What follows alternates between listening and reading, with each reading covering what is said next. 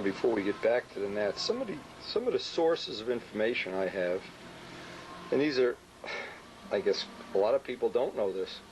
If you go to a Barnes & Noble, you go anywhere, there's usually a bunch of magazines. In this case, the name of this magazine is World War II. A lot of these magazines come from England, by the way. And just as an example, there's hundreds of things that, just by having a bunch of these magazines, and the collection I've had out on loan, it's probably been in the mail 1,000 times. But one of the things I really like about it is the time I spend looking at this. Usually I can get some really good ideas. In a case of when we worked on the Spitfires or on the B-25, and it just seems like it's uncanny how semi-scale has grown.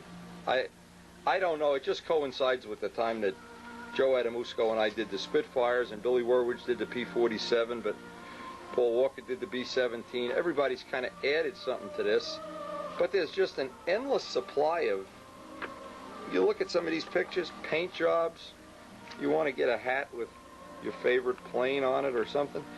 These are sources of information. Now, in my case, again, I have one of these Barnes & Nobles local that's right near a ShopRite, so I get to never have to go to ShopRite.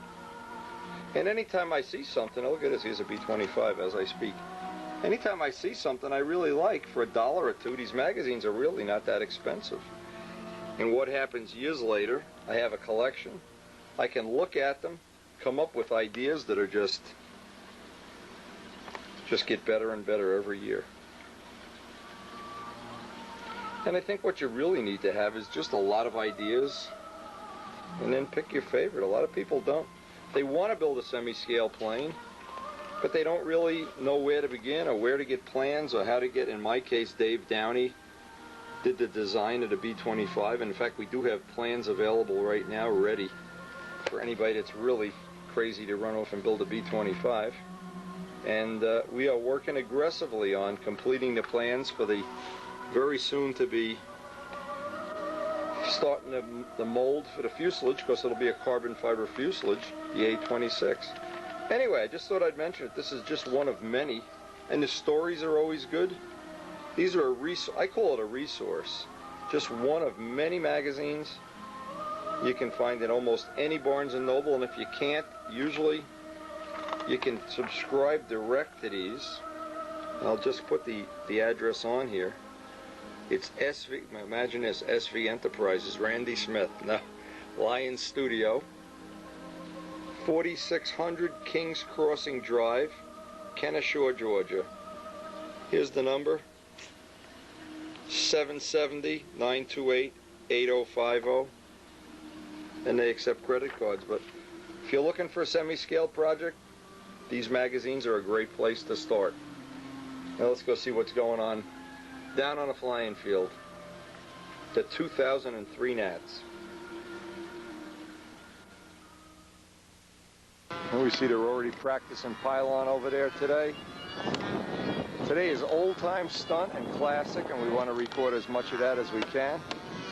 The wind is blowing this morning. The field is flooded other than the roadways. We've had a big storm come in last night. We're going to try to hit as many events and as many things as we can in the next couple hours. Here's my odds-on favorite. Soon to be nationally recognized as a world champion or whatever. The hero of stunt. That's a cute little plane. More likely, whatever. Yeah, that's a cutie. I tell you what, it doesn't fly too bad. What's that got, a Fox 19? 29. Oh, 29. Well, it's a small plane for a 20. I tell you what, I'm going to need it in this wind today. Come on, you're band jock.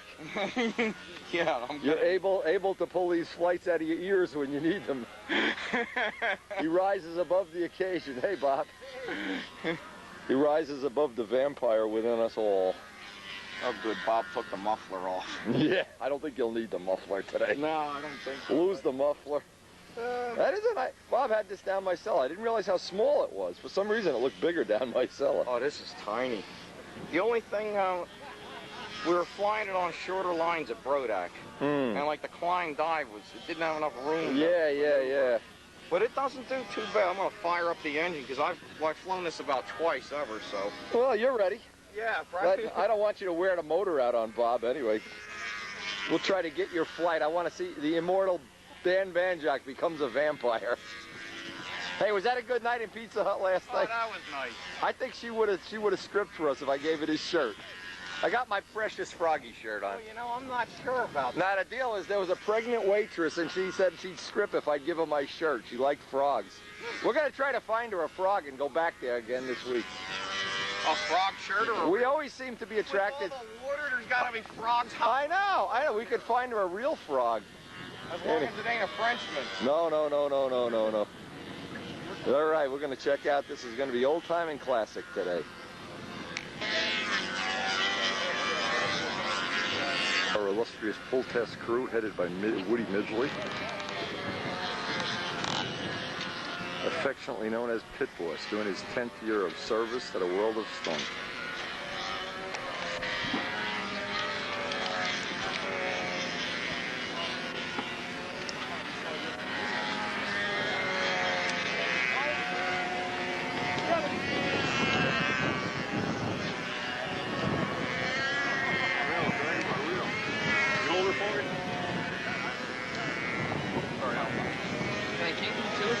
Yeah, go ahead. You can count on me, bud.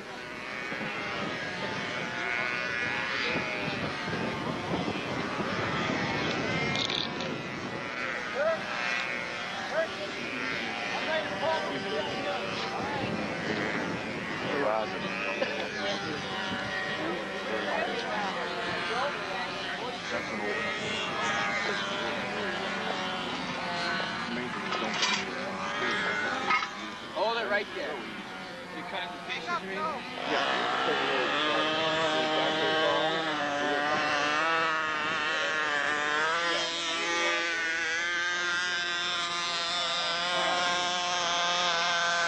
Charlie Reeves is really gorgeous, done with B25 silver, Brodak B25 silver.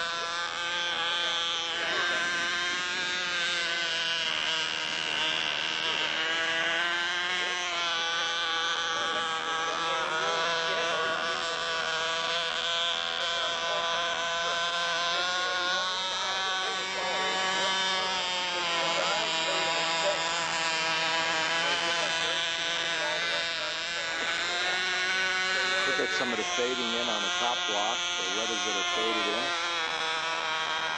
Got a Fox Eagle for power. I'm ready for a tug here after I check my control. Actually, you go out there and let me know if the up is up. Boy, you trust me. Then we can watch over and get tugs.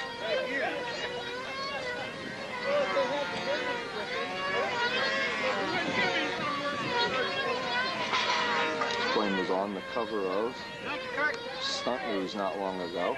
You got to see it in real life. It's really pretty.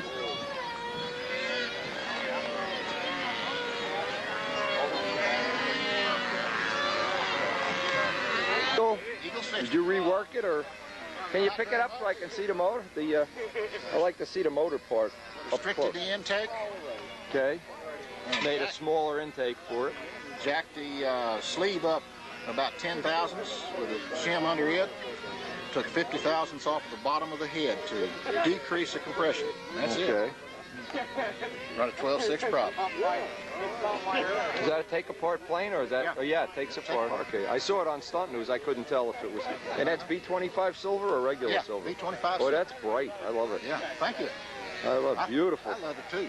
Beautiful. Well, Go jerk it now. yeah, we both have John Brodak to thank for that. Yes, we do, don't we? Yeah. Okay. I have that. Alan Brickhouse's Leave home without it. really nice stunt wagon. You get a show called Red Green. The women don't find your hand. They at least find your hand. I love it.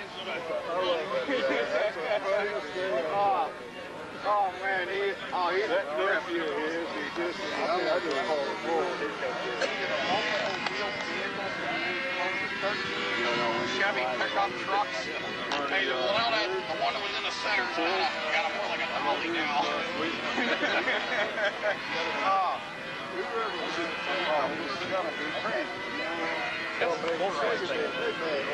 Yeah.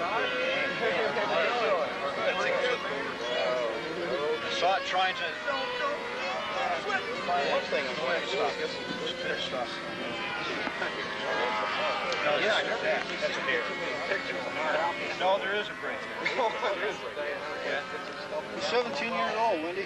Really? Don. In dog years, how old is that? In dog years, we're dead. Dog years, yeah, it's old. 139 or something like that. 119. A guy in our club has a shirt. It's got a skeleton of a dog, and it says, "In dog years, I'm dead." Just got the skeleton out there. What kind of motor is that? A little Woolard?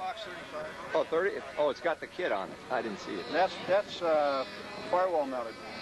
Oh, okay. You had to cut the lugs off of it to get that in there. Okay. Never bothered me to butcher a motor up. Well, Don mounts on a firewall and they work great. Yeah, why not?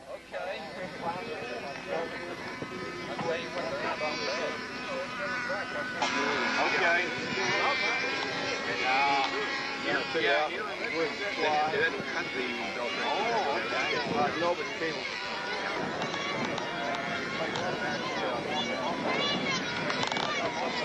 Now, when I flush, it started to stick.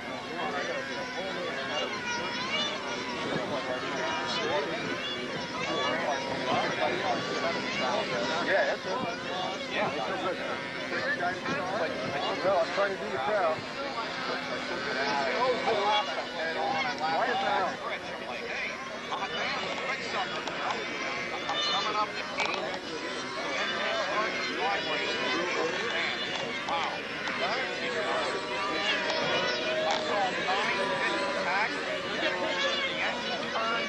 Wow. A blur. It just was a blur, and the big C-clamp was backing off. Great. I always feel it shows the level of a man's intelligence. He knows when not to fly. Well, just put me down as being stupid today, will you? I already have. Last year. Lou and I got ready for this test flight on my Mustang. And I fire it up. He points at the canopy, and my pilot's in there just bouncing all around. So I set the needle, you know, and he points at the inboard wing. I look over, here's the wing flap, man, flying like this. No glue on the hinges yet. He forgot to glue the hinges in. Elevator, nothing was glued in. You know that? You ever see Lion King? You know that thing, Hakuna Matata, be prepared? Yeah. We'll be prepared for what? So there was Oh, a bunch man. of crashes yesterday? 6. I got 6 on video. Beginner and intermediate? All over I don't even know. They even had pylon guys were crashing. Helicopters were flipping over. Did they do beginner and intermediate on the steamboat on the new surface? Beginner right here. Woody, I want you to watch. There's a couple of guys cheating here. We got this lock. There's a couple of guys that are bending the rules. They're bending the rules, Woody. And you are Wendy or now? I know him. Alan Goff. That's A-L-L-E-N the right way. There Like you go. golf spelled wrong. G-O-F-F. Okay. And when Goff plays golf, boy, you're in trouble. Alan, they have no sense of humor. Well, I'm glad there's at least 2 serious people here. Wendy. That's right. That's right. And I'm not so sure about me anymore. I remember when this stuff used to be funny, you know? Thank you. Woody, make sure they pay in cash today. No, don't accept checks. Nothing like that. No checks. I'll take cash every day. What is this, the 10th year? 10 years? 10 years, well, you're going to get an award tonight. That'll be the day. You come out with me for pizza, I'll let you pay the bill. Right. We had that girl. Find you Oh, no, I left word for you. We went down to pizza. We had 15 people. And this girl was pregnant, and she didn't want to hear about it. Oh, I don't blame her. I love your shirt. I love your shirt. I'll take my clothes off for you if you should give me your shirt. My shirt is sacred. Where you guys go for pizza? The big Pizza King by the high school. The big one. The little one's no good. The waitresses are not fun. The big one, you got 2 or 3 winners down there. Oh, sucker, really? He's straight. He was going back in there. Just diving in. He's swimming.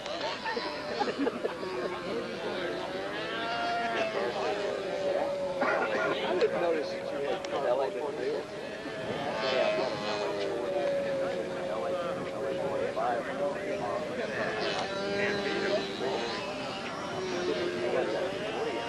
see if I can.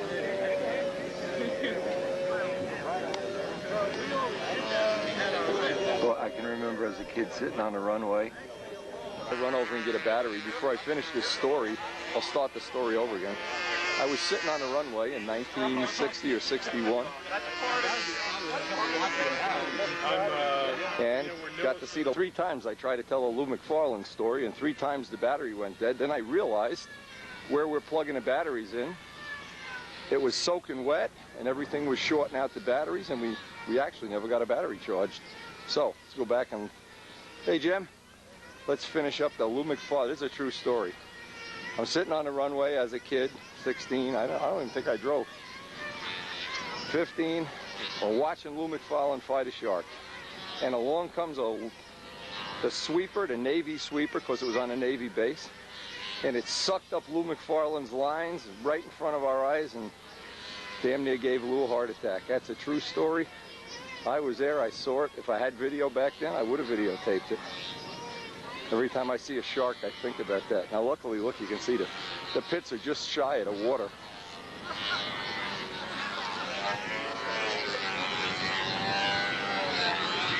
After 3 battery changes, not realizing we don't have charged batteries. And it's something to do with the IQ. Anyway, going to try to get some of the flights. It's breezy. Another shark. Look at this. They do these in classic. They fly well. Classic legal. Gordon Delaney's fabulous front row Colossus even flew this by last year's Nats or the year before, I'm not sure. It was a front row plane.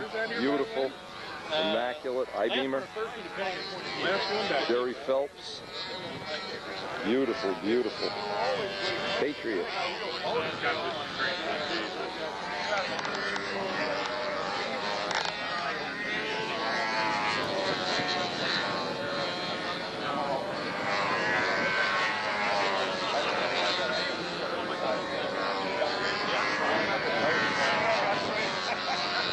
Some of the nice detailing and ink work, building.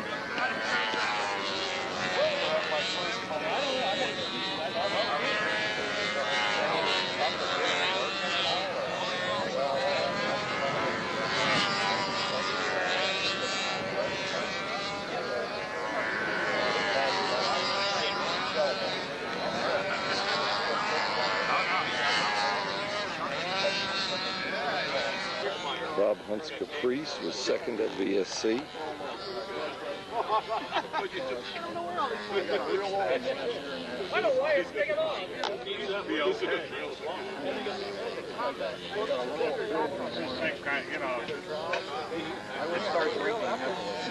What happens is the big thing that happens is you become depressed because you don't look that bad.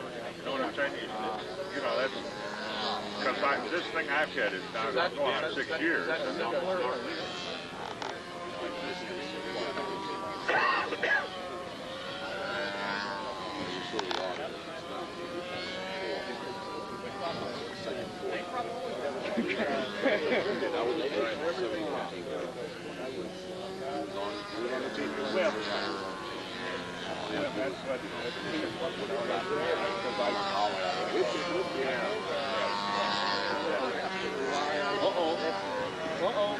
You're flying that real well, though. Oh my God.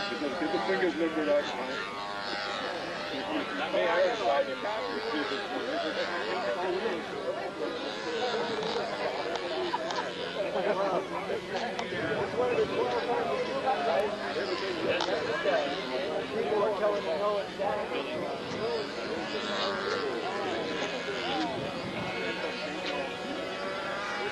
Where your ropers at? No, it's just from that to Saturday.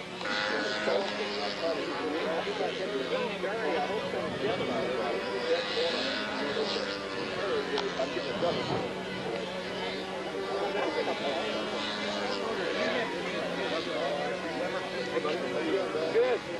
I've been drafted.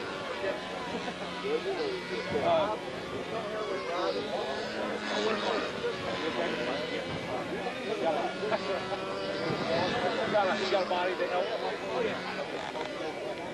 I could catch way down here, focus, and then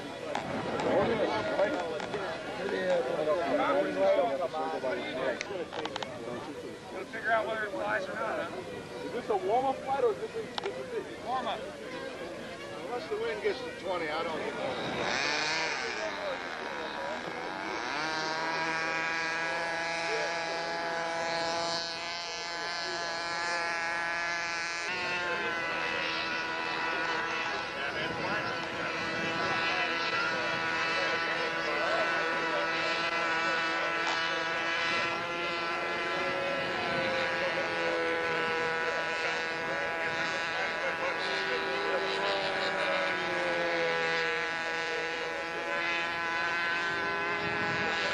That's all it is, man. Nobody can shoot. I have enough white dudes on that team. They all forget how to shoot in the playoffs. It's unreal. John Simpson.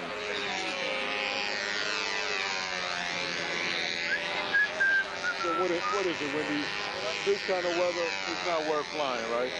Well, not for me it isn't. You know what? Evel Knievel said, when you do what I do, you don't practice. I think the less you can expose yourself to crashing the plane, the better you are. That's why I went to the car to take it out and I left it. Said, nope. No. If you're competing and you have to fly, well, that's another thing. But just to sit out here playing bumper cars, not my thing.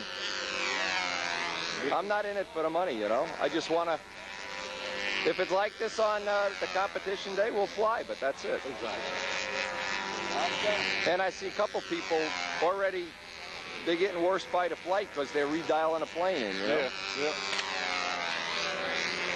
I never gain much by coming out and this kind of stuff. You know, when you have to do it, you got to do it, and that's it. And it doesn't look like it's going to get better today. No, tomorrow either. Get a look at Woody's all-carbon fiber plane. Where is it? Oh, it's in his car. Ask him where his car is. Check it out. I'm telling you, you'll be impressed. Now the fact that Woody made it means anybody can make it. You know, not that Woody's a bad builder, but it's simple to do. Not high tech.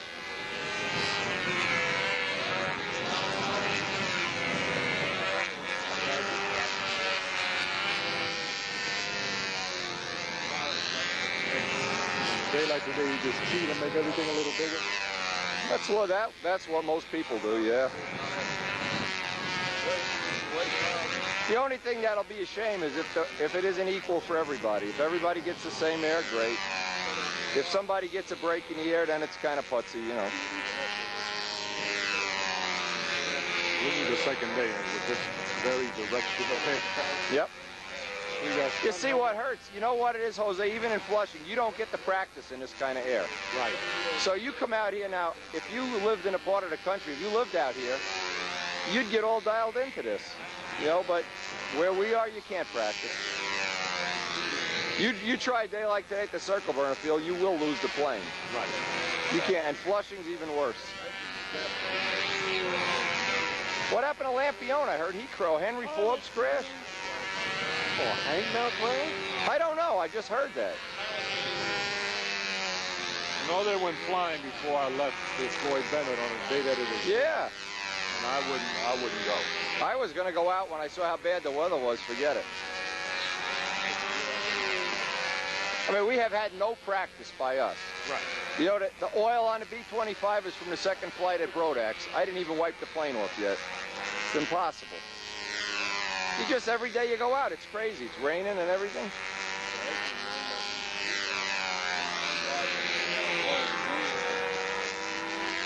It's a true thing. We have not flown the plane since Brodax. We have not put a flight in.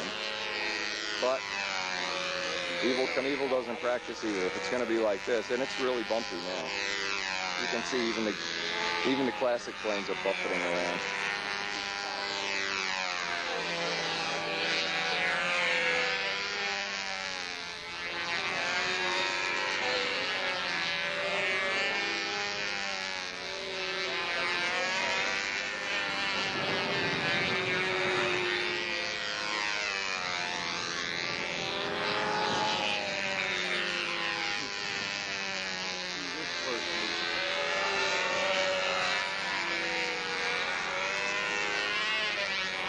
Keith Ferguson has one of these that he got.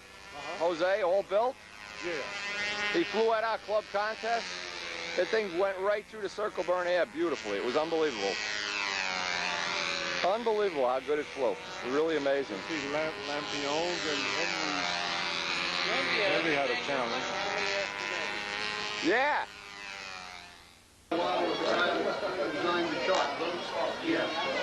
Again, welcome to the 77th Annual Nationals. This is, about the 7th or 8th year that we're doing old time and classic at the Nats. We welcome you. There's some bad weather, according to the forecast, there's bad weather moving in this afternoon.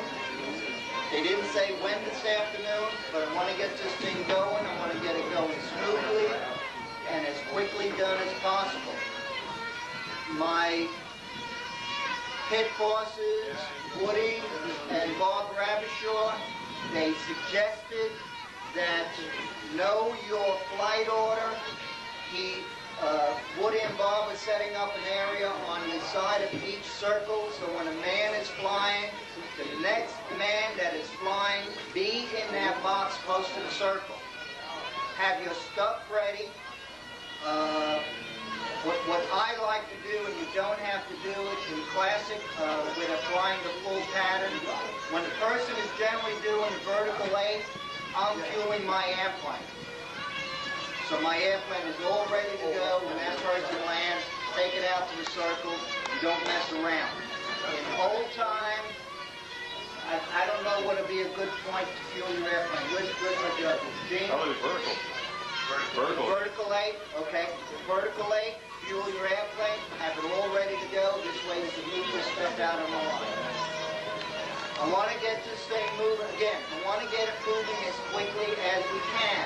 Last year, the amount of entries we had, we were out here 8 hours. There's no reason for that. We have 16 entries in old time. We have 14 entries in classic. Judges for old time is Bob Hawks, Gene Mills, and Pat Frangella. Classic is going to be John Sutherland, Mike Scott, and Bill Hayward. Runner is, right now I have one runner, Rachel. Get somebody else to run the other circle. Anybody have any questions? Anybody, any questions? Gene, signal for old time?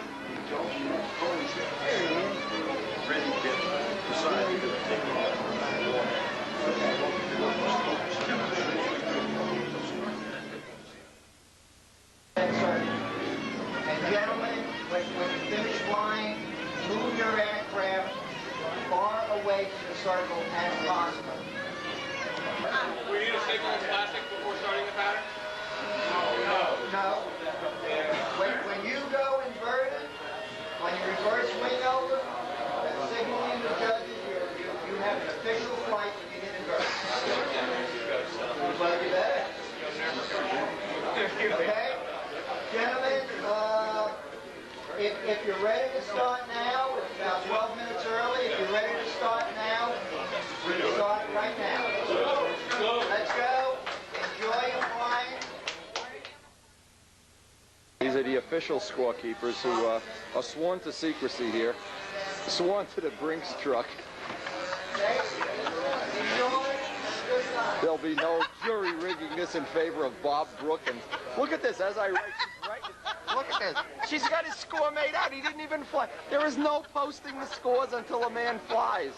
Okay. Brookins. Oh, yeah? That's not the way Now, we we're could gonna have fun be- with Bob. Can we post the phony score for him, like 600 or something? Yeah, that'd be good. We got a for sale sign for his car, too. We're going to sell his car when he's not looking. It's got a propeller on it. We sold Geeski's car last night. Which one are you doing?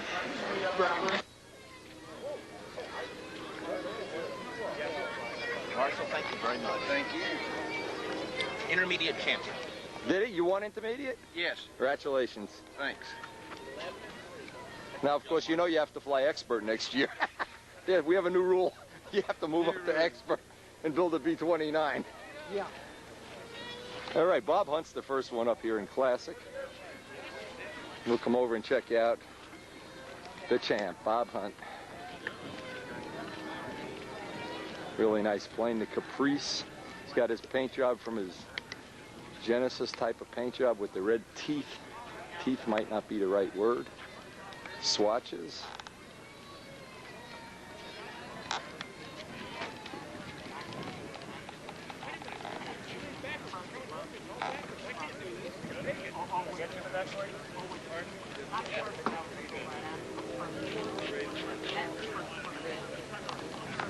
Gordon, what'd you get, second?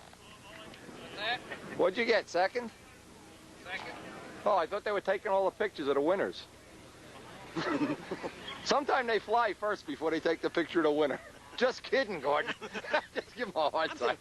He locked me in the outhouse, the son of a... What are you talking about? He locked me in the outhouse, and he wants to be my friend. Then he builds a semi-scale plane, thinking he's going to butter my ass up. He's going to be my buddy because he builds a scale plane. He locked you in the outhouse? I built scale planes before he was born. How old are you? Tri-Cities, 60. Yeah. See, you're only ahead of me by 2 years. How many pacemakers you have installed? Had exactly shorts, same shirt, same color hat. Oh, yeah. And he was walked away from me. I'd never met him. Wendy, you know. Yeah. He goes over and goes into the outhouse, so I start the van. I was going to pull over and park it up against the door. Against the door. And my wife says, "Don't you dare." She already read my mind. So I said, okay. So I shut it off. I jumped out and I ran over to the door. And I just leaned on it. Pretty soon he goes to come out. I'm leaning hard. "Hey, what's going on out there?" That doesn't sound like Billy. So I backed off from the door, and all of a sudden Wendy poked his head out. "Oh, hi, Wendy, I'm Gordon." I was in the mall one day, true story. My wife had just had her hair done, and I'm walking, and she's shopping, and I'm looking at Barnes and Nobles. And come out, and I see her looking in the window. I walk up, I just pat her on the back of the head, turns around, it isn't Karen. The woman looks at me like, "You pervert. Oh, gee. Pay me or stop petting." Damn near cost me a week's pay. I bet that was embarrassing. Or worse. We went into a popcorn store, and we're standing at the cash register paying for the popcorn, and Sandy's writing out this check, and I'm standing next to her, and I felt her reach over there, and, you know, and I looked down. She's got one hand on the checkbook, one hand on the deal. Somebody's patting you in the butt. And some gal just walked out and kind of glances back with a smile and out the door. Didn't know who she was. Didn't give you any money? They never do. I don't know what's wrong with that. I said, now that... Why is it we have to pay when we pat their behind, but they pat our, and they just think like it's a freebie? I've never had that happen before. I have. You have? We were shooting video at Woody's contest in Massachusetts, and I was bending down like, you know, I was in the doggy position, let's put it that way. And I'm shooting video trying to get a nice shot up at the propeller, and I believe, but I had 3 or 4, Debbie Borelli led the pack. They all reached up and pinched my behind. I thought a pack of hornets was behind me. And my wife just watched in complete horror. She says, "They're treating my husband like he's a piece of roast beef." Yeah, but she knew who the crew were. Debbie Borelli had me like a lobster. I couldn't believe it. It was fun. Hey, you didn't want to have dinner with us. You missed out on a good Pizza King last night. You missed out on strippers, lap dancing, everything. No. We had a rotten-toothed, pregnant ex-stripper as a waitress. She doesn't strip anymore since she got pregnant. She wanted his shirt. She wanted this shirt so bad. She wanted that T-shirt. And I end up at the Olive Garden with this goddamn Italian stuff in me. I got the diarrhea so bad this morning. I'm hurt. I'm sewn together. Get the duct tape out. Woody went to the Olive Garden. Get the duct tape out. Gene invited us, but he didn't pay for it. Oh, yeah, that's Gene Martin. Cheap dick. Oh, man.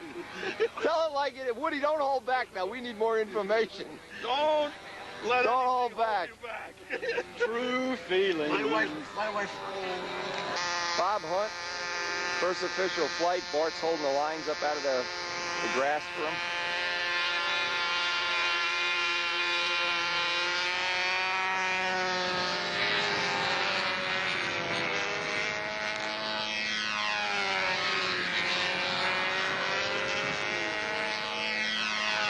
I guess the most fun Bob Hunt and I have had recently or lately is we went motorcycle riding. I got to ride his Hayabusa, very high performance bike. we got to ride my 20-year-old, now 21-year-old GS 1100, and we just had a very nostalgic good day. Visited his shop where he makes his foam wings and videos, and we had a great time. Now, I did years ago, Bob and I used to go to the motorcycle drag races many times. We went together, and we used to share one pair of leather pants. And anytime you want to hear a funny story from Bob, ask him about the Panda pants. We had these aircraft woolly, reverse woolly pants that I don't even know how to describe. What, as you go over about 70 miles an hour, they'd fill up with air, and you'd at the end of the drag race, you look like the Michelin Man turned inside out. But looking back at those days, we just had memories and fun. I can't even imagine a life without those kind of memories. Just the fun we had years ago. And of course, Bob went on from that to become, well, we don't go through resumes much anymore, but just about everything in the world of stunt.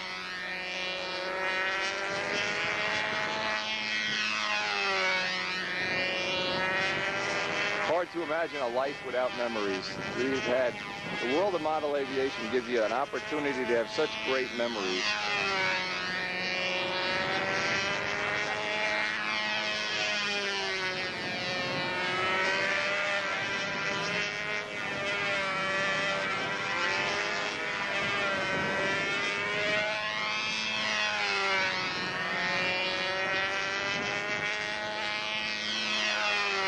You just ask Bob, say, Bob, I want to know about the Wendy's Panda pants.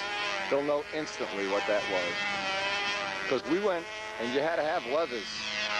And we only had one pair of leathers between 3 or 4 of us, and whoever was riding that drag race got to wear it. We'd have to do a clothes change right out there in the pits. But boy, what fun. Bob had a BSA, one of the real fast ones. I had a 500 Kawasaki. We used to go there. Wow, good memories, really good memories.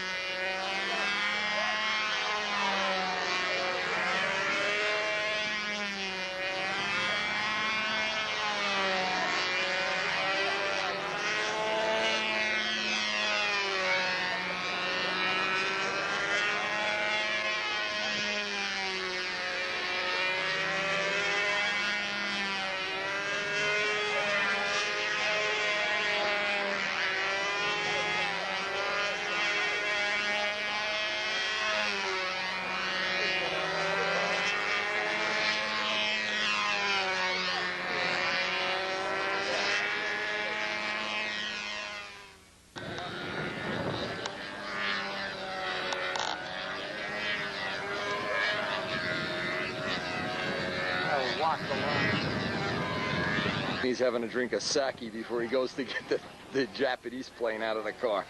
Oh, you missed that great photo op. I can't believe it. I wish they could have been there. Oh, God. We'll have to pencil you in, like by computer. You know how they do fake things, like you're standing by President Nixon, but you were never there? We're going to put Delaney in the picture. First, we'll make him fatter than he is, shorter than he is, punch his face out a little bit, Don't make me lock him in the outhouse. Don't make me fatter. Take his wallet, make it real thin. You know, since last year I've dropped 30 pounds. Wow. Well, I wish I could say that. Not really, though. I got 15 to go. Oh, don't even tell me. I hate dieting. I do shoes. I like being fat, though. My wife doesn't. Yeah, but I look like a basketball. When I fell down, I never hurt myself. I just rolled. They painted those basketball strips.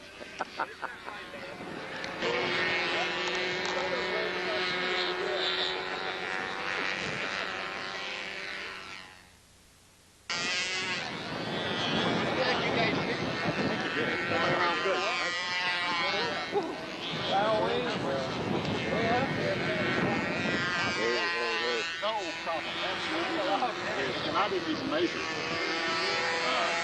I used just taped around the edges and said, no, put some clear in it. I've got a 1 ounce bottle. Put clear in it, blend it, and put 1 drop of black. Okay. Until you can see you've got some black on there. Right. If you try to make it dark, it'll be way too dark. You just want it to yeah. You know another trick, Charlie? What's that? 1 drop of pearl paint in there. And then one, just the end of a pencil. And that's what I did on a 25. So when you look at it at certain angles, it's blue, then it's green, then it's black, then it's blue. And you go, whoa, where did that happen? Even Al couldn't figure that out.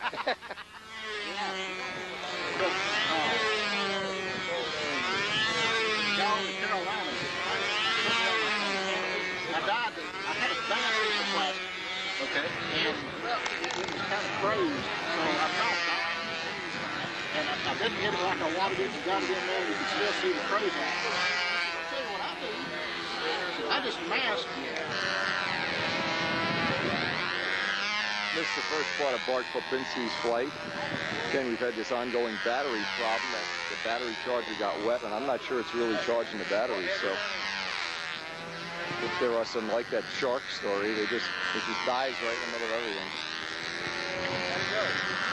Anyway, Bart, former Nats champ, considered by many people one of the most talented flyers in the world for sure. Seems to be able to just pick up a handle and fly a great pattern. I'm sure he could do it with the B-25.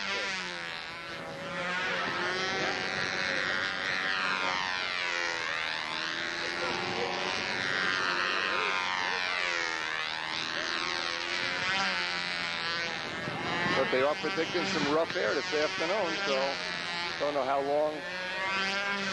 Last night it got here like very quickly. The rain, the thunder, everything, just unbelievable how quick it comes in.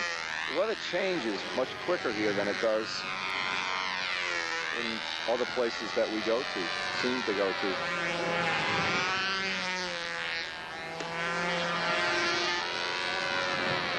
This is a real pretty plane. I don't know if you really can see it in the video, but it's really well finished. A very nice copy of the original.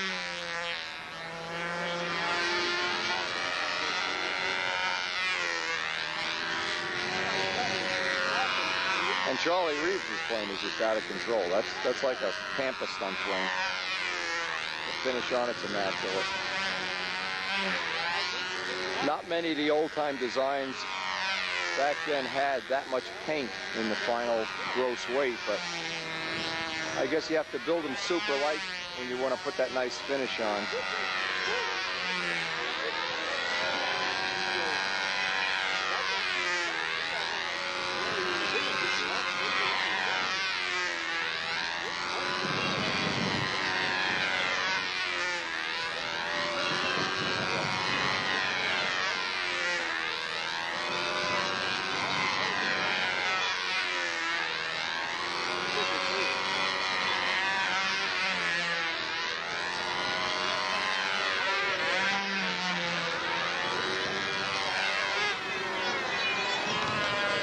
And we see they're already going with the combat matches. We're going to try to get down there, back over the pylon, helicopter, some of the other events.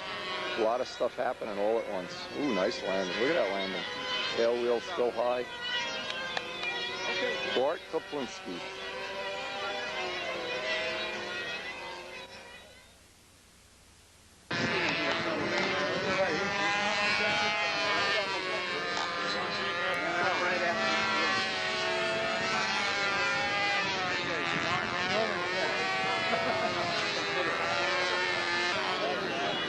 How you doing, Kurt? All right, how you doing?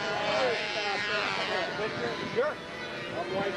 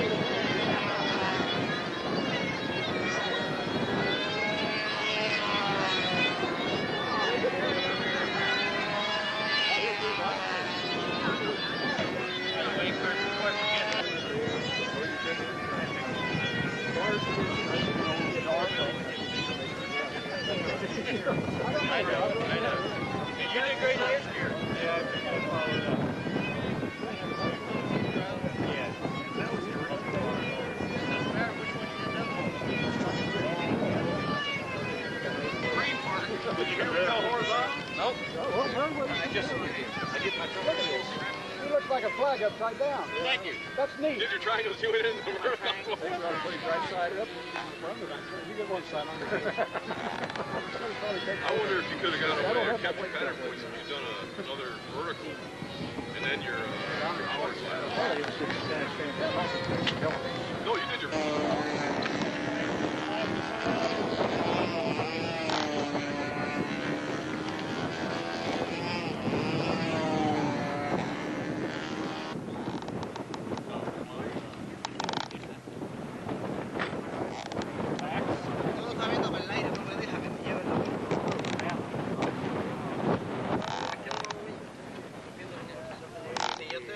Aquí llego aquí y lo que hago es una línea recta, que no hago un círculo, lo que hago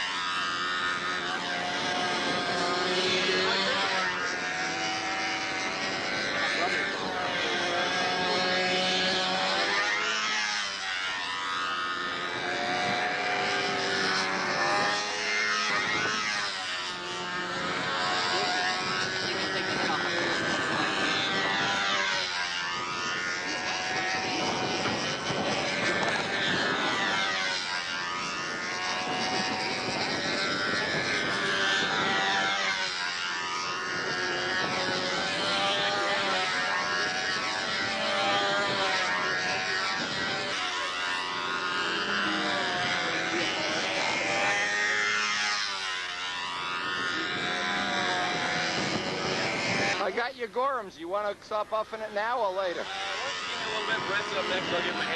Oh, yeah. I hope I see that on Stuka's stunt soon.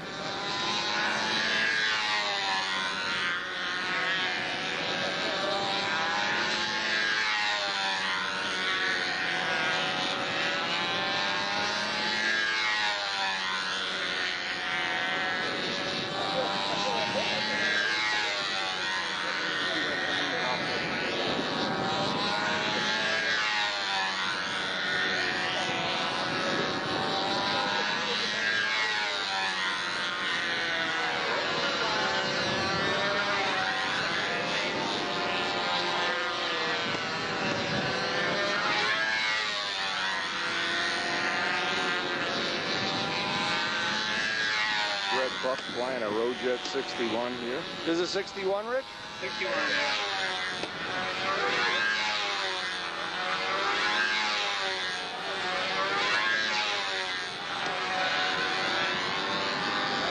Brought that one because he was going to a paint trial with it. Well, as soon as I get the motor that Les is going to buy from you, I'll run it in. You'll know right away. And then he can put it in his, the 60 ship he's making.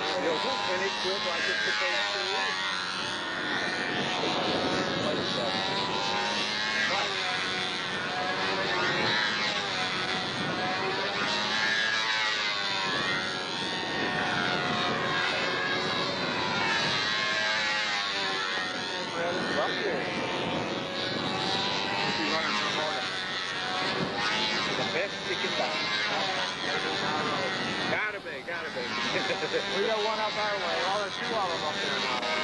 Walt Bruce was down by me for the contest. I made him a prop. By the way, it's the same prop we gave you. It seemed to work real nice, yeah. You gotta pitch it down, but other than that, it's nice. I brought this one in and set it up. Oh, yeah. I just didn't have another one. That's gotta tell you something. Well, I told him. Could have stuck motors up there. Rich, did you get the packages I brought you this morning? Did, Yes. Okay, and be careful, the invoice is on one of the boxes. Don't chuck the invoice. Darren will kill you. It's a better starting motor than the other jet. Design changes that we did specifically to make it easy. I took this one out of the box, wound the stand, then got the middle valve, hold it through twice, then it wants another. That's the way it was supposed to be, isn't it? I got a small drop on it, let it sit there just on the rich side, swing for a bit and bring it up and down. I put about 8 cents for it, 8 or 10. Then we put it in the air, kept it all on the rich side. 1, 2 flips each time.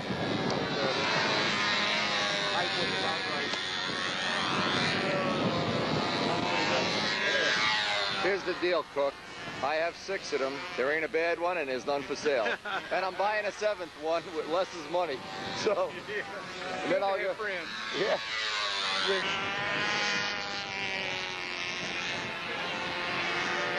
Jerry Phelps.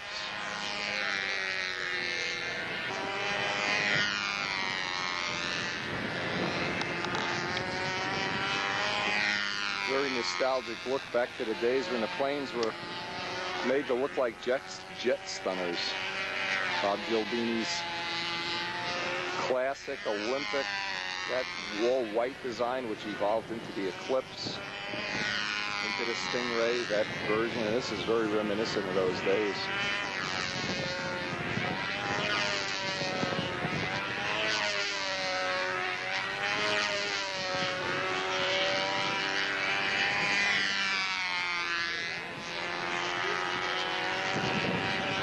Bob Lampione has his Sabre almost completed, a Sabre copy of his 1969 plane he won the Nats with. Has a Rojet for power. We'll be looking forward maybe after the Nats seeing that, as he'll be coming to our home 2 weeks after the Nats. We have a barbecue, and he's one of the people being invited. So Jimmy Borelli Campeones. And Bobby, of course, takes thousands of pictures. Even if he doesn't bring the plane, we'll have plenty of pictures updating the finishing construction.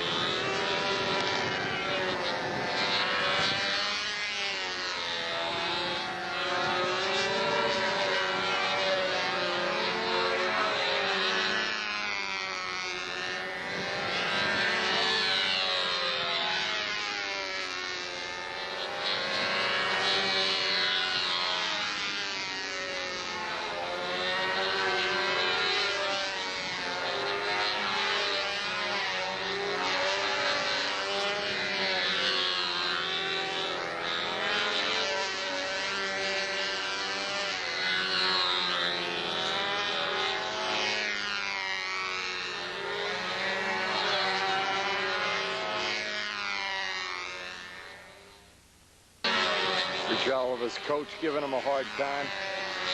Get those bottoms down, Oliver.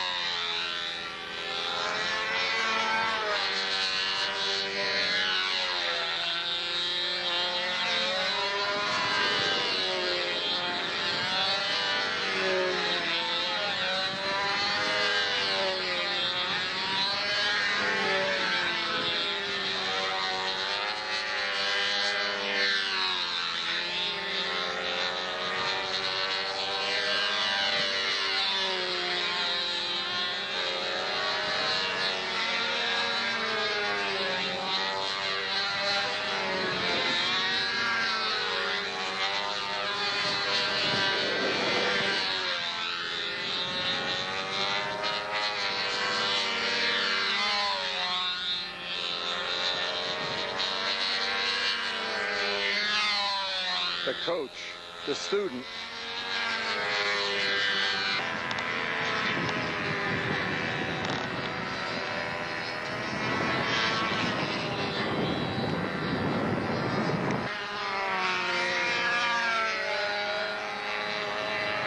Bill Rich, second place at last year's Nats. I'm sure he's looking for a win this year. And if you ever want to hear a funny story about Bill Rich, ask him about Stu Ball. Stu Ball was a racehorse. Proudly wearing the emblems of the Tampa Bay Buccaneers, Super Bowl champions in 2002. He said he bought 100 Tampa Bay shirts. Well, too bad we don't have any net shirts. Wait till next year.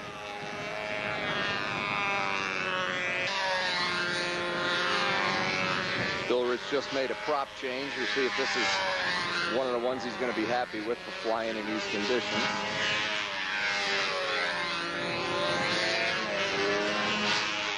Is it the new airplane for him? Yes.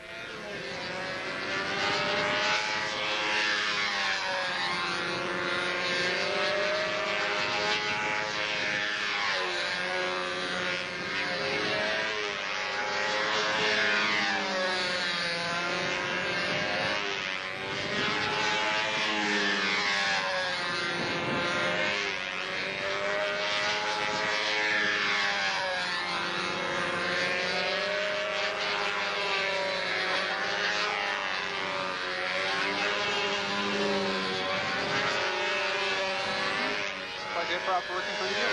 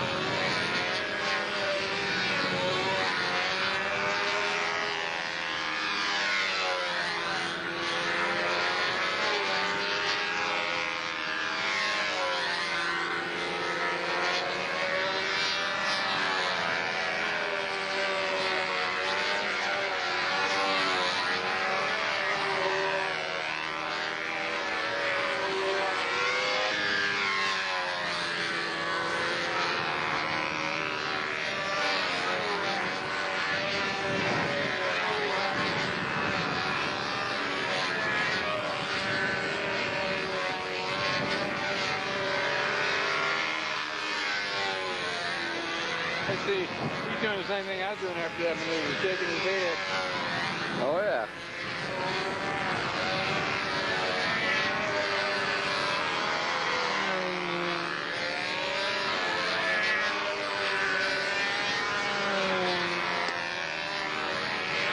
Do I need to make that loop up top that big? No.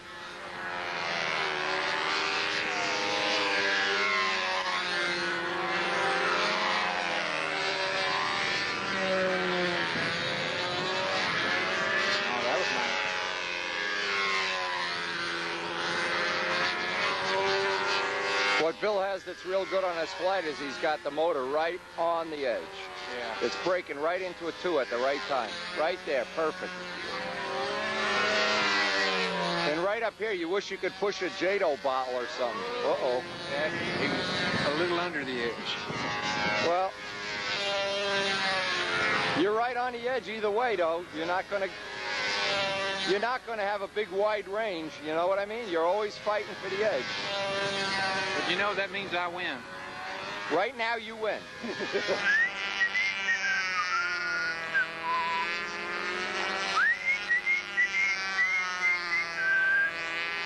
That would be a prop scribe. Very nice. Props. Very nice. You're going to be using a lot of them today with these guys nosing over and breaking props. You could sell a lot of them. I just got through making up about 18 new props. Oh, geez. Should have this, huh? Yeah, I guess so. I bought a bunch of 14-4 Zinger prop kits. Prop kits. Zingers are prop kits. How much heavier is it when you make up an arrow shaft out of this than out of a piece of 3/32 wire? How much heavier? Oh, this is lighter than 3/32 wire. It's lighter? Yeah, definitely. Well, you should know. I mean, it is. The guy wrote about it in a magazine. He's comparing it to 1/8" wire. Well, you know, I don't know who uses 1/8" wire, but I don't know if that's 3/30. I'd have to weigh it.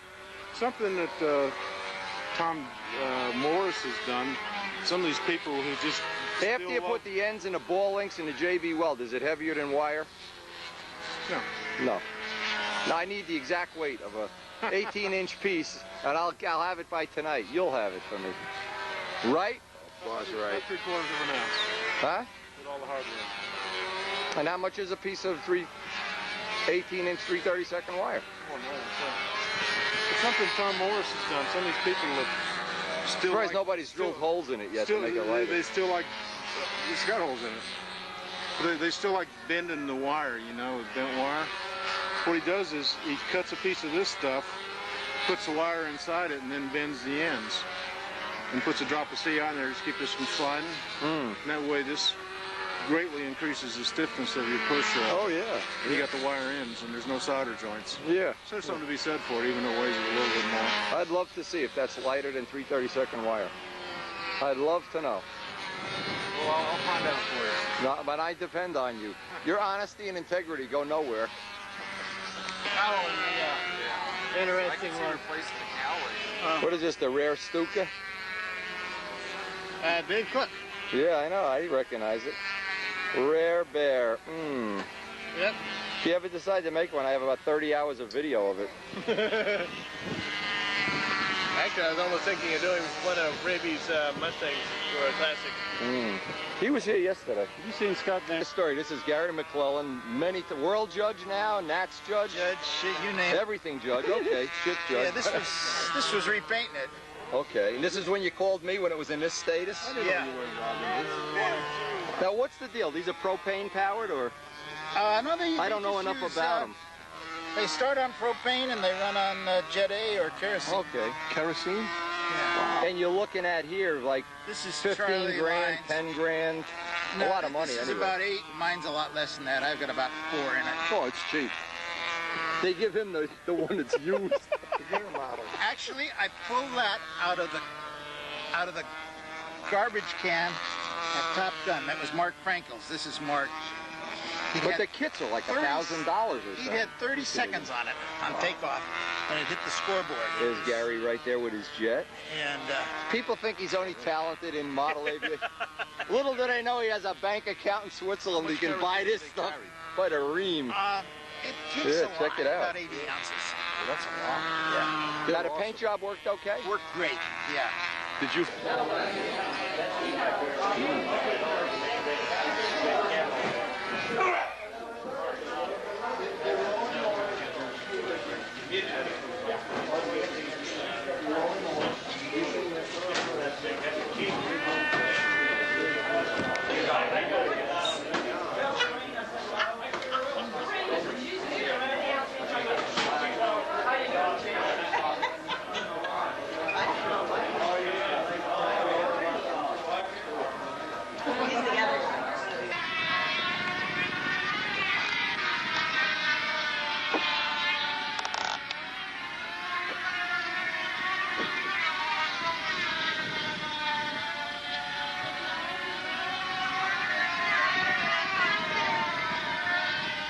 check out some of the pylon action here.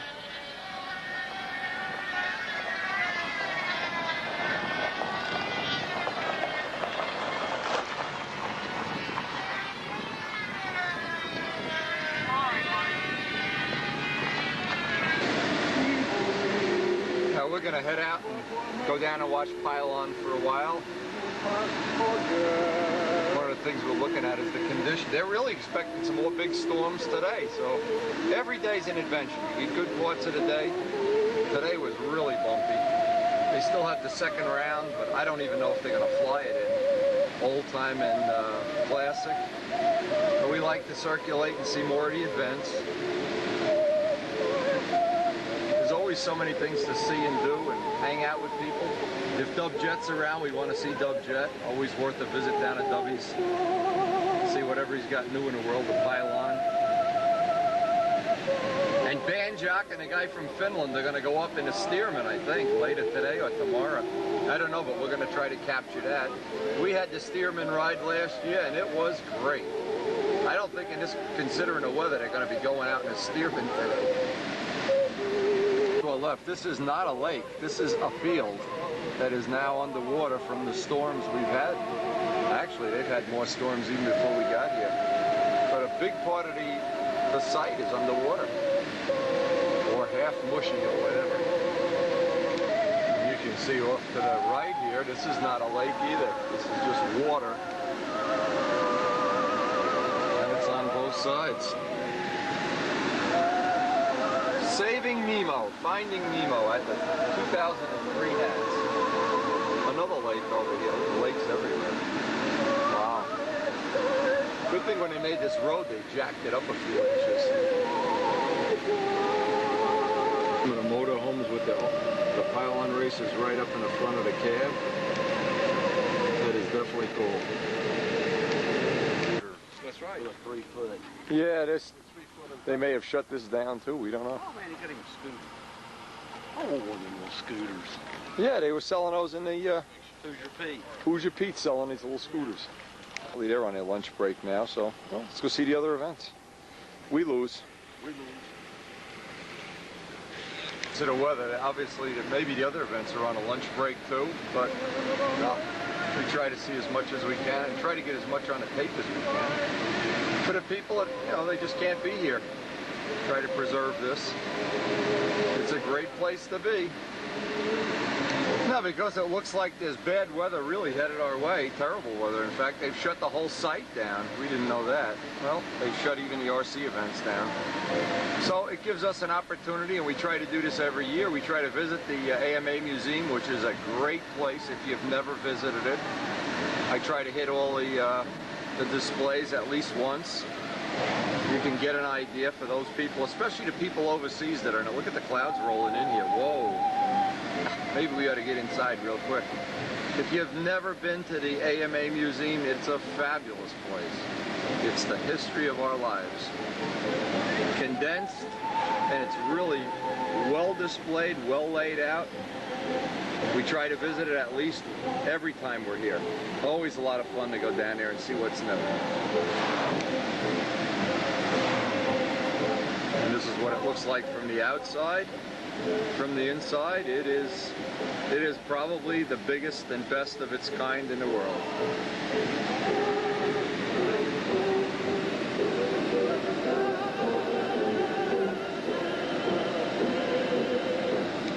He's from down in the Georgia area. Oh, the guy you hitchhiked with? Yeah, he knows. I mean, he knows all of us. Yeah. Always a lot of fun checking this out. Pylon with, and we'll just kind of walk through, give you an idea of what it looks like. Oh, here you go, Dawn Patrol. Look at it. There you go. There's Jacobone, Stuka Stunt right there. Oh, man. What is this? Locator. 4 stunt locator. Locator. Oh, if I guess people want to look for you, or? Yeah. Who knows? If they have to look for you, maybe that's. Give me a sign. Let's make it witness protection. You got a pen? Witness. Cross out stunt locator. Put witness protection up there. Come on, witness protection, Rich. There's a pen. Put it up there. Coward. I want to buy a t-shirt. I need it. Yeah, see if you can buy a t-shirt with a frog on it. Then we can go back to... Oh, look who's inside. Look at this. What are the odds of this happening? It's Firecat Ploblinski and Bob Dixon. Let's see what's going on in here. Debbie. Oh. Hey, Wendy. Ooh, I thought it was a strippers reunion for a minute. Wow. Da-da-da-da-da, da-da-da-da-da. What are we going to buy? Come on, we have big money to spend. Here's a nice shirt, Rich. This is nice.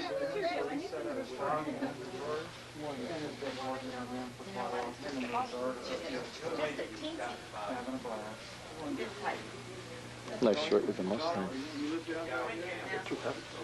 No, it's a sweatshirt. Oh, I'm telling you, the man. You're the man. I'm going to do that. It's been a lot of years. Oh, yeah. I'll be happy to do that. Well, we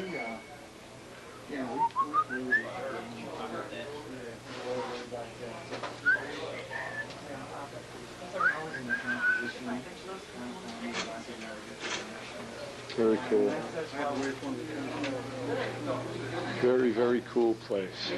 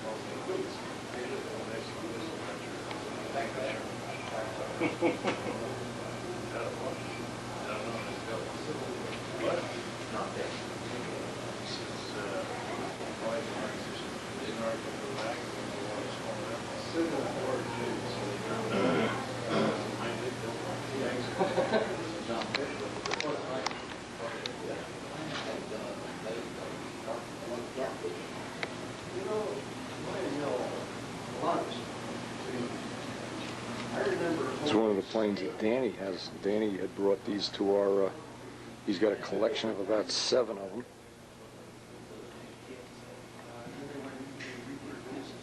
Metal P-51.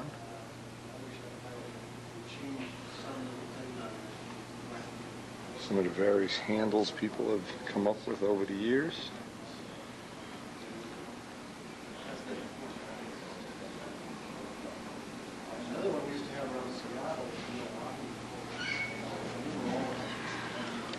The plane with pontoons, we could have used that today outside. Could have flown right outside the museum.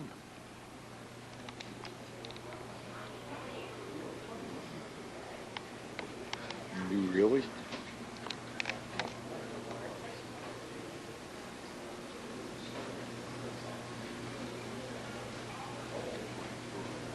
Fireball.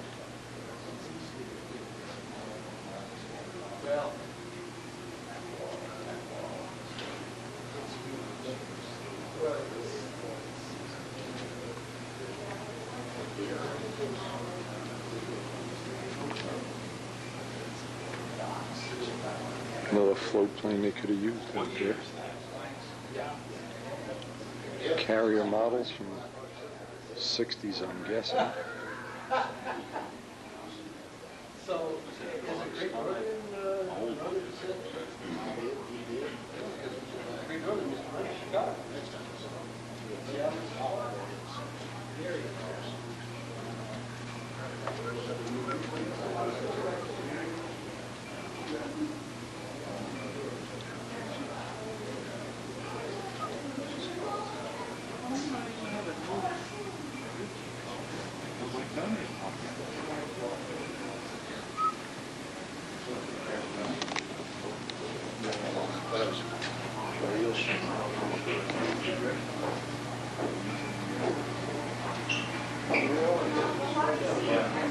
Oh, I see a B-25. B-25 with 2049s. Check that out now. Is that cool? Oh, I'd love to have that for my collection. We have room for him up in the Spitfire bedroom.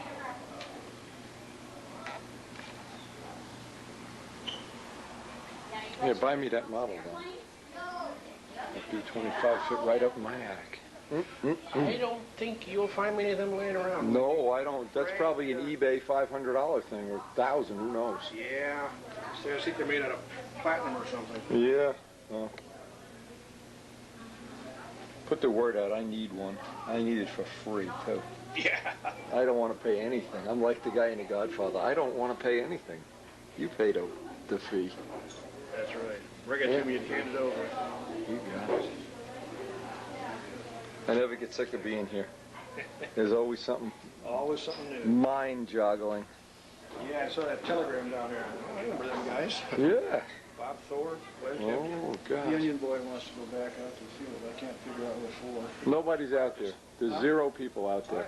There's nobody at Pylon and there's nobody at RC. He'll fly. If it's settled down for 5 minutes, he'll be out flying. Nope. They got the T-bird in here. Oh, look who's here. Frisk him when he leaves. Make sure he doesn't have an Olsen 60 in his pocket. Yeah, boy.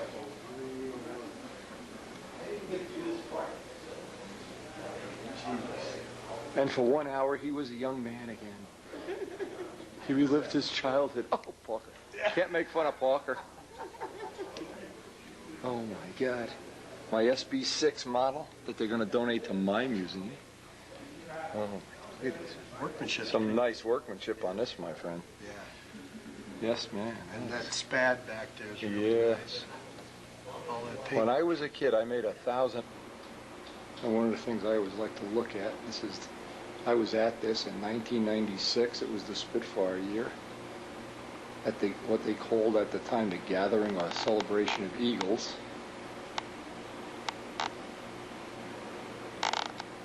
Always look at some of the people. A lot of these people, of course, have passed away.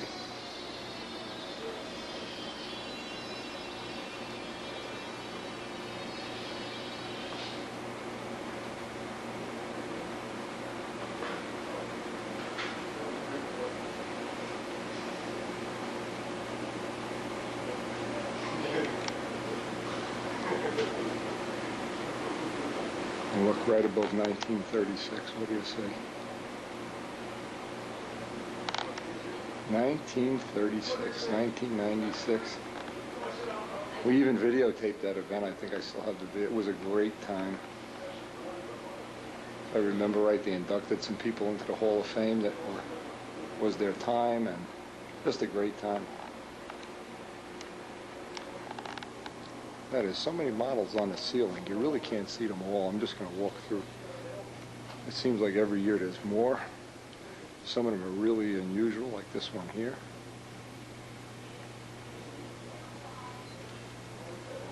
Some of the classic ones we all remember is from our childhood.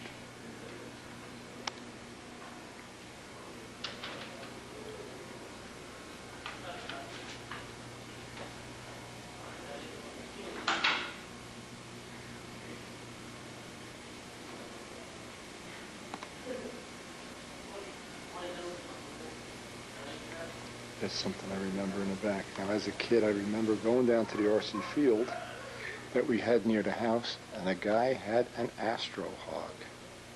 And it was the biggest, coolest plane I had ever seen. And this looks like one of them. It's exactly like it, in fact. Oh, God, I can remember that like it was yesterday. Just unreal.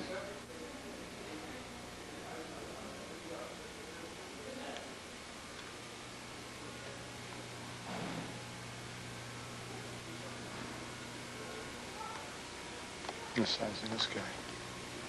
Blue Angel's jet.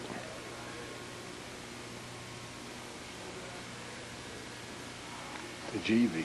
Oh, the GV. It's like Behringer's plane, Behringer's stunt ship.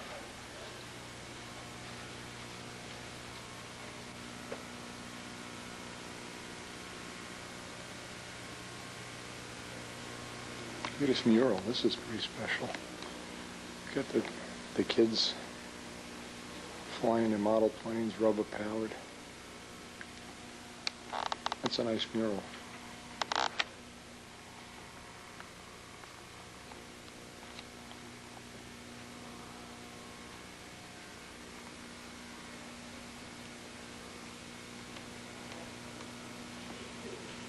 pylon racers.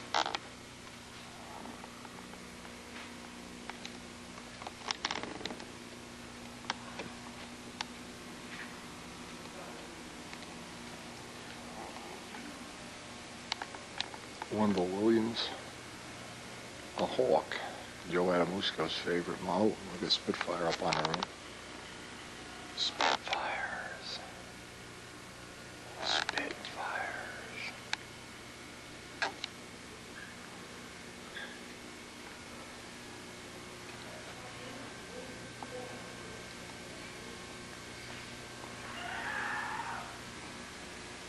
Look at wheel plants on us. People that don't know that emblem on the tail is really, let's see if we can go around this way. Joe Adamusco did a little bit of research on this, and it's the snow owl. This emblem is not a hawk. If you look at it real close, it's called the snow owl. And each squadron had its own snow owl.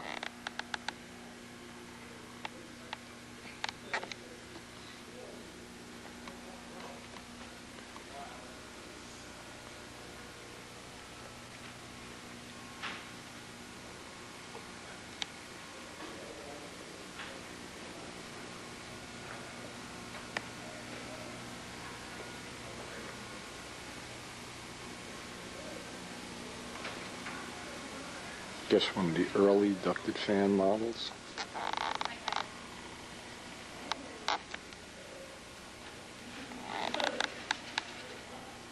So much interesting stuff. Keith Trossel's Martin Baker Nats winner. Good detail on this.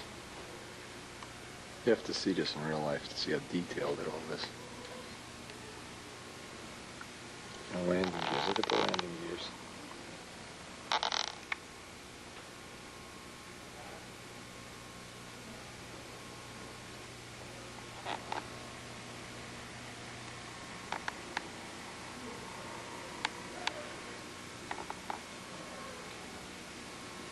We have footage, a lot of footage of this flying.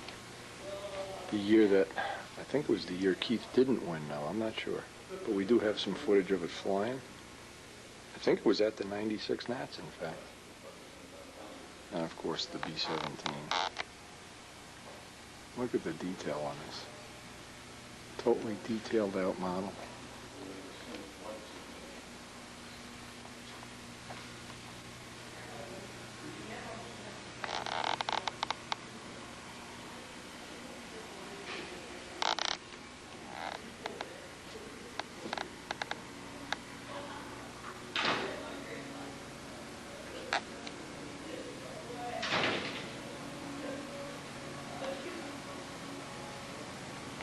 Pretty cool stuff, huh? Isn't it? Where are you flying? Just see Keith's model over there? That's Keith? that's Keith Trossel's Martin Baker, yeah. Yeah. Beautiful. What are you flying this year, Vindy? B-25. Yeah. I'm out there practicing with it right now. I guess you noticed.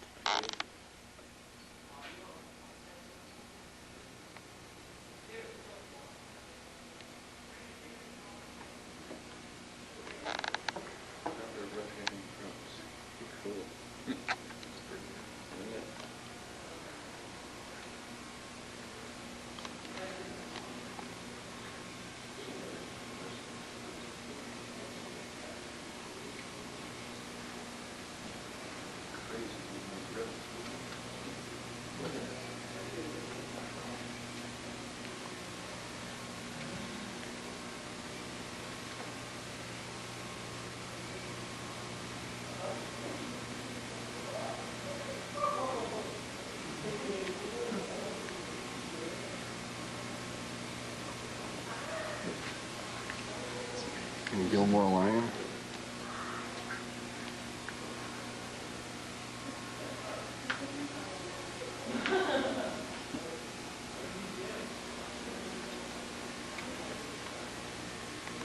$1,500 to me. 30,000 individual birds.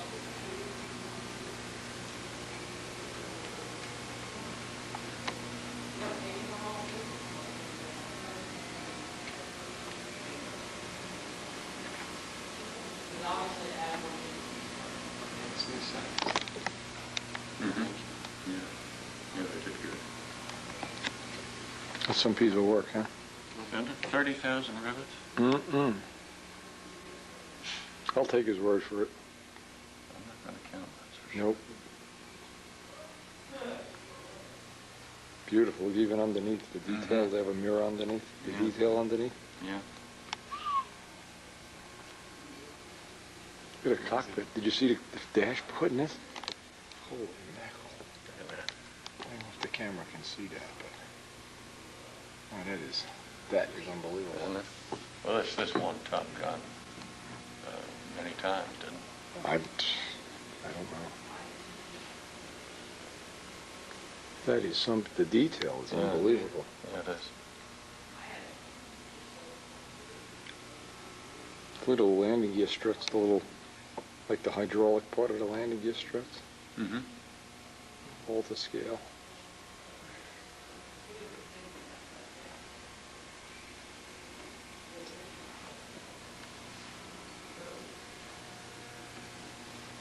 Yeah, you got to take your hat off to this guy. That's an amazing piece of work.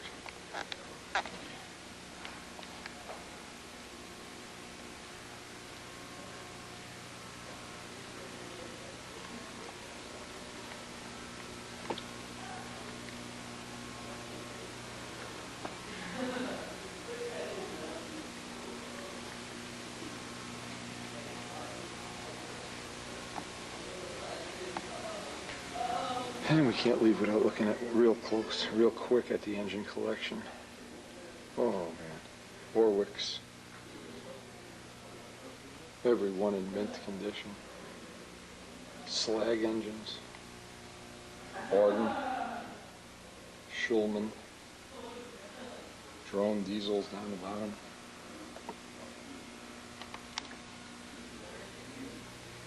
Dual wings. Look at a twin cylinder dual wing. No, even if you don't have, look at this engine down here. A Morton. Even if you don't have an interest in this, you just gotta check it out. Unbelievable. This is, I would guess, this is the world's, if not the biggest, one of the single biggest collections of this kind of thing in the world. The twin McCoy.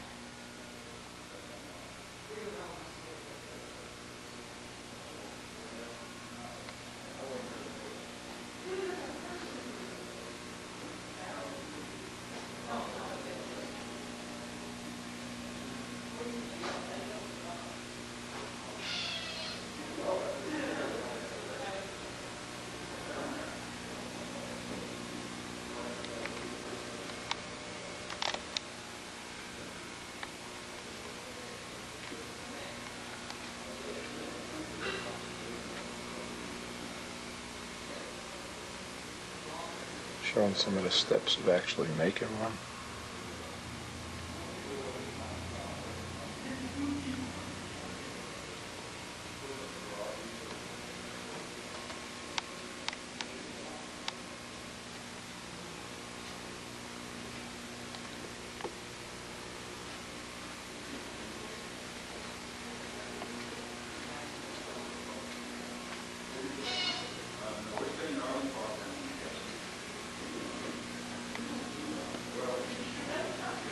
Oh, look at this tri-motor here. So the trouble is if you walk too fast you miss something.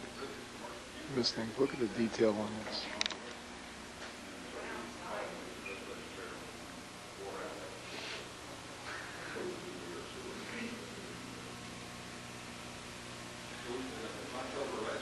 MIG.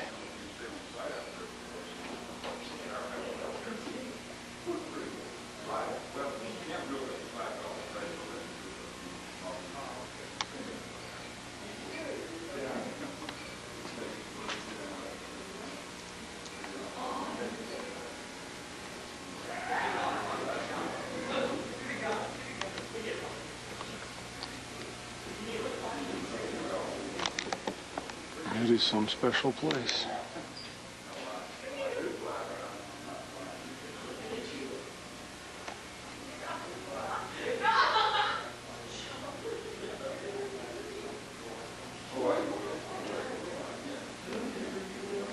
course, the final thing on our visit, the hobby shop. If you can imagine, they've recreated a 1950s hobby shop. The complete hobby shop is inside the museum. And if you look out here, some of the kits you remember as a kid, hard to imagine. Well, the ones I screwed up making. Hard to believe. I don't think any comet plane I ever bought flew. That was me more than the kid. Berkeley kits. I'll bet I had almost every Berkeley kit ever made and never finished one that flew any good. They had that car usually. Spitfires. Sport races. Vico stuff. Oh, man. All the wheels. The Vico spinners. Wow. Boy, what memories in here. There's something that looks familiar to me. Trying to figure something out. Step A to step B. Look at the fuel, yeah. OK Cub fuel. Yeah. Oh. Testers was the stuff that turned green and gummy. It was blue. Testers was blue, wasn't it? In a yellow can? In a yellow can. Yeah, yeah. There's a Berkeley kit right down there. Yep. Oh, yeah. You open a box, 600 square inch model fit in a box the size of a matchbox. All little twigs. Berkeley's Guardian. I had a Guardian. Never finished it. I think I had the world's record of not finishing Berkeley kits. Very cool. Very, very cool. Dave, really, this is the showpiece of the whole museum. Yeah. Being in here is the show. This is very. I've walked in here 20 times every time. No, you never see it all. Say hello to me behind the counter. Yeah. You never. I never get sick of this. I don't care if it ever stops raining outside. Oh, look at this. Here's Steve Woolley's Cobra up here. Oh, yeah. Still has a hole in it. They have never fixed a hole. That is Steve Woolley's Cobra. That's the real one. One of the really pretty models of the 60s.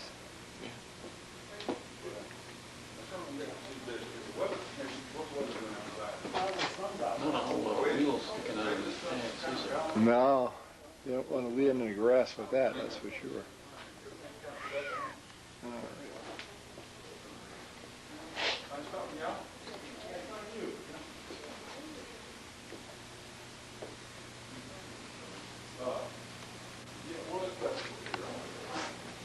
Truly amazing place. Truly amazing.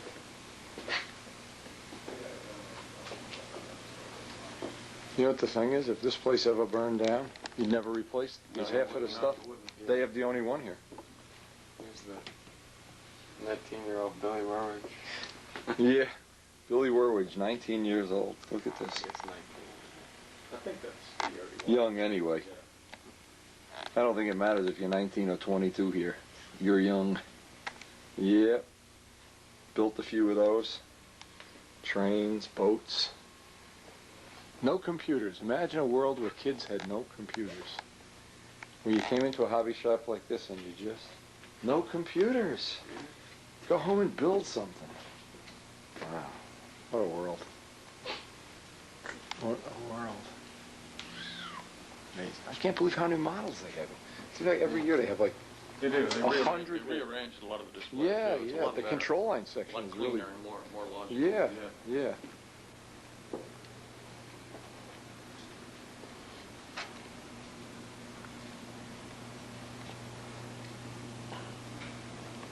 There's another PC.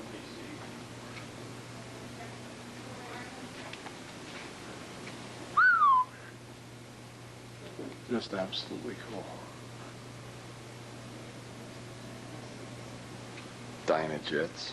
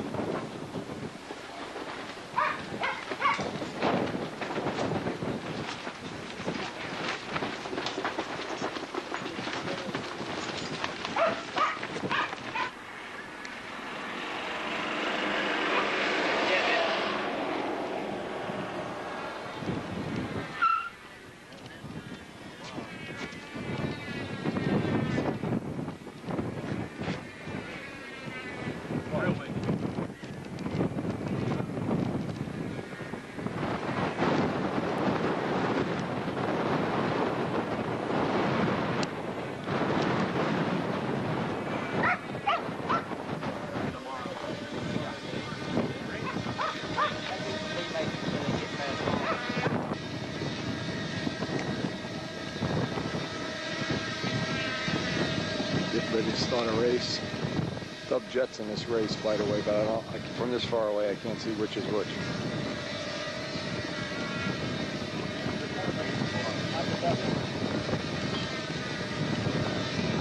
This is one of Dub Jet's races.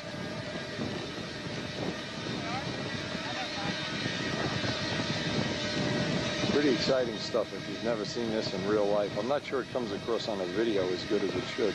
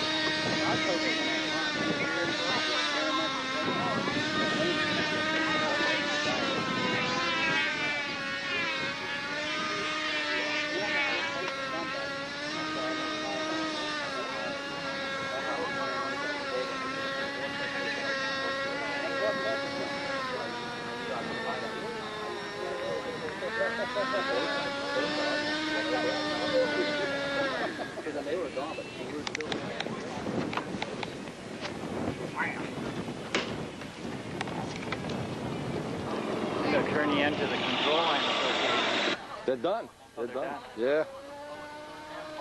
You want to watch them, you got to buy a video. I don't tell everybody they're done until they're done. When they're done, they're done.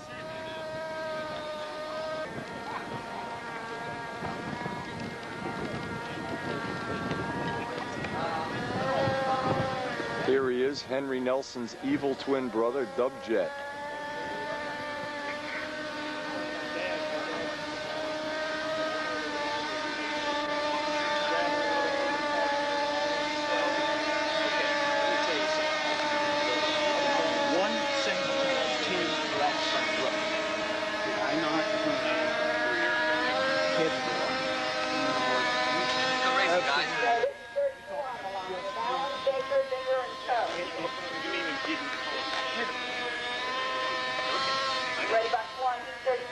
Williams, Maxwell, Freeman, Fraser. Ready box 2, E36, Brogdon, Bednar, Freeman Jr., and Helton. Ready box 3, 47, Spencer, Norman, O'Brien, and Red Trinfield. Dub, what happened? Hey, I was hell of a race here out there. Well, everybody was together. I made a mental error. Uh-oh, and what was that? A big column of us coming in to 3, and I thought I was going to have a mid-air, and I pulled over and cut 2. I knew when I did it. And of course, they dropped the cut immediately. And so with one cut, I ended up getting 4. I like that Mimikyu. Really good finder. Yeah. But we're in great shape, both mine and I, so that doesn't hurt anything. That's good. Yeah, there was like a 5-way tie for folks. Really? At 11 points. You were in second. Well, I got 8 points right now, so I guess I'm doing okay. Oh, I was in second because of the fast tire. Yeah, not anymore. Well, you're only trying to get to 14 anyway.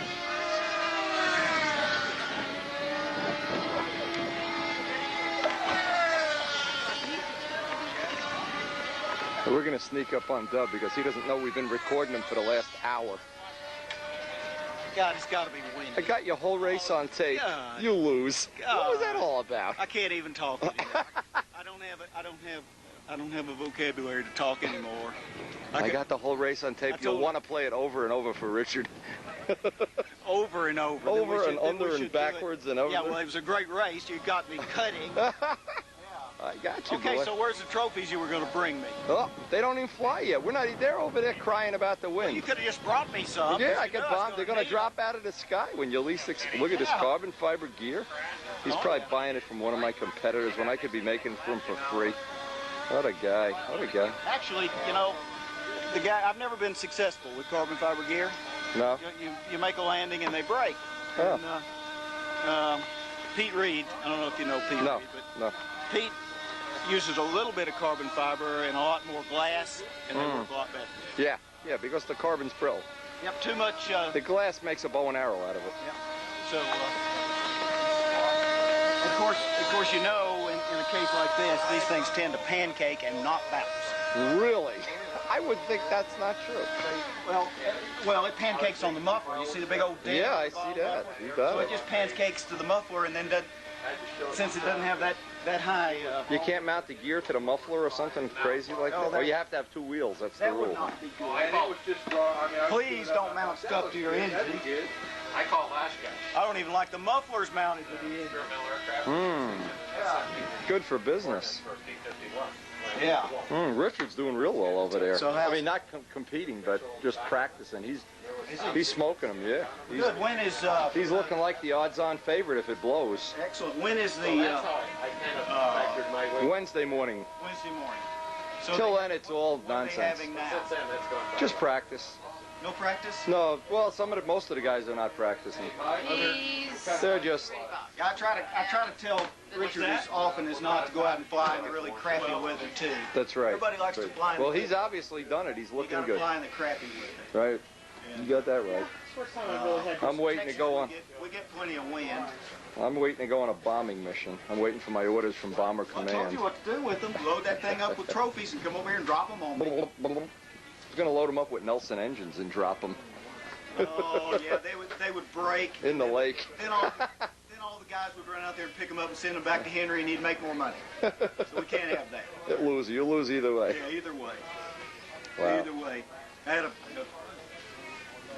friend of mine called me one time after we'd had a particularly successful tangerine down in Florida. Won everything and seconds and fourths. And I said, yeah, the only problem with that is come Monday morning, Henry's the one. He makes the money and, yeah. Hey, I need more parts. Yeah. What's wrong with this picture? Yeah. Yep, it's Walmart, that's for sure. The way it works. So, So this is a class you can run AP? B-25? Oh, yeah. Yeah, I'm going to fly hell or high water, but I'm just not going to practice. Yeah. It's not necessary. Yeah. So you're using infrared or just regular? No, nothing. They've proposed a rule change, and I don't want to get involved in it. Okay. It's just not worth it. Yeah. And the rule change would be what? No infrared. Williams, Maxwell, Freeman, Senior. They haven't passed it yet, but why get involved in it? It just takes the fun out of flying. Well, I've had a rule all my life about competitive events and things that cost money and that everybody can go and buy, and they just cost money, but once everybody goes and buys them, you're all back to the same. They're all back to square one. That's Yep. no good. Don't Right. do it. Right. You know, ban them.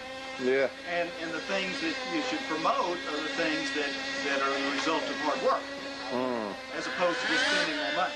Yep. And in this particular event, and yours too, you can just start down the list and name the stuff Right. that everybody can go buy and spend a lot of money on, and it helps nobody after it's all said. The placings haven't changed. It's just that now the event costs this amount, Right. or this amount, Yep. or this amount, and nothing ever changes. Yeah. And yet the rules makers never seem to recognize those opportunities. Let me ask you something now. Is this a fuel shut-off?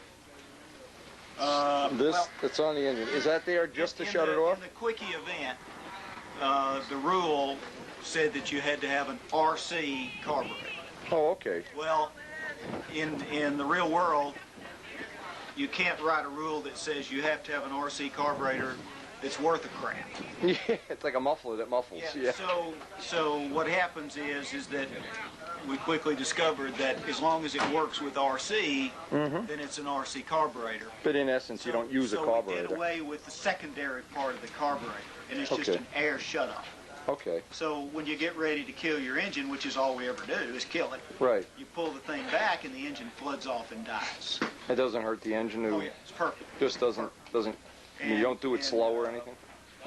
You know, real carburetors, of course, shut the fuel and air down at the same Equally, rate, yeah, and it makes yeah. them idle nice.